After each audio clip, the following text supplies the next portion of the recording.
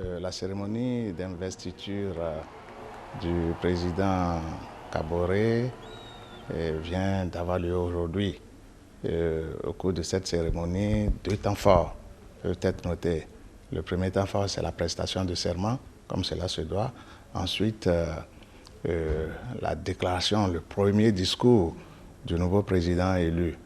La cérémonie de prestation de serment est une cérémonie constitutionnelle, comme cela se fait dans toutes les grandes démocraties.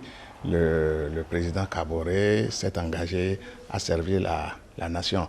Et puis la formule sacramentelle contenue dans chaque constitution, eh bien cette formule-là a été prononcée, ce qui consacre vraiment la prise en main des destinées du pays, l'engagement de servir en tant que premier citoyen du Burkina Faso. Je crois que c'est le contenu de ce serment. Maintenant, là où tout le monde attendait le président, c'est le discours qu'il a prononcé, le tout premier discours. Ce discours-là peut être découpé en trois parties.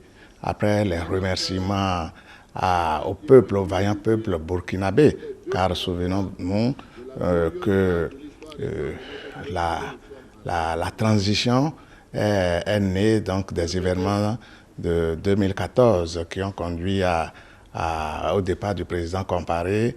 La transition a duré 1 an, les élections ont eu lieu et ce sont ces élections-là qui se sont soldées par la victoire donc, du président Christian Roch Kaboré. Donc après les remerciements au peuple, au vaillant peuple burkinabé, il a également témoigné, exprimé ses remerciements à la communauté internationale, notamment les organisations comme la CEDEAO qui ont joué un rôle déterminant, surtout après la crise donc, de septembre 2015, avec le coup de force donc, du général Diendéré. Après tous ces remerciements, il a, au plan politique, appelé à l'unité nationale. Il s'est posé un garant donc, de la Constitution. Il s'est posé un rassembleur de tout le peuple burkinabé, non plus comme un partisan, mais comme le père de la nation.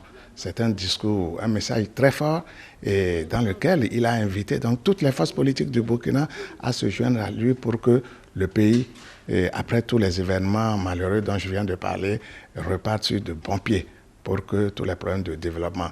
Il a fait un message très fort à l'endroit de la jeunesse, à l'endroit des femmes. Ensuite, il a appelé la communauté internationale justement à venir en aide au Burkina Faso et pour que justement les problèmes de développement qui sont les mêmes, comme dans tous les pays, là, ces problèmes-là, avec l'effort donc du vaillant peuple burkinabé, avec l'appui de la communauté internationale, justement, le Burkina sorte donc de la situation qu'on connaît actuellement, qui n'est pas une situation reluisante. Après, il s'est engagé et à la fin, il s'est engagé à agir conformément aux dispositions de la Constitution. Il a invité donc les peuples amis à soutenir le Burkina dans tout ce qu'il entreprendra plus tard. Bon, après ce discours-là, c'est les salutations d'usage comme cela se fait en pareilles circonstances.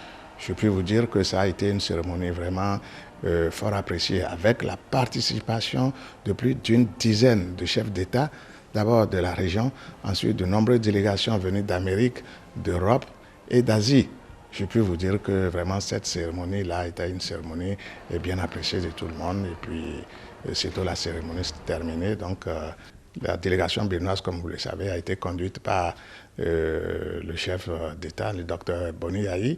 Elle comprenait également le président de l'Assemblée, qui est un vieil ami du Christian Roch, du président Kaboré, parce qu'avant d'être président, il a été longtemps président de l'Assemblée nationale.